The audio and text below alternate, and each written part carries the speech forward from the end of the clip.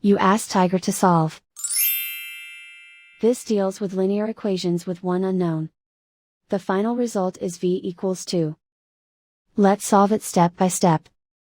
Simplify the expression. Expand the parentheses.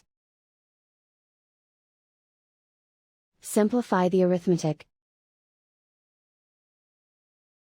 Multiply the coefficients. Group all m terms on the left side of the equation. Add 8v to both sides. Group like terms. Simplify the arithmetic. Group like terms. Simplify the arithmetic. Group all constants on the right side of the equation.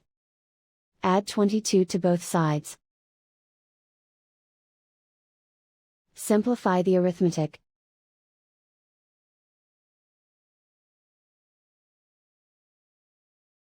Isolate the m.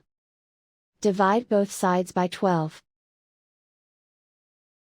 Simplify the fraction. Find the greatest common factor of the numerator and denominator.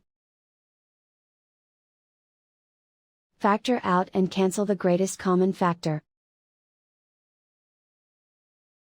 And so the final result is v equals 2.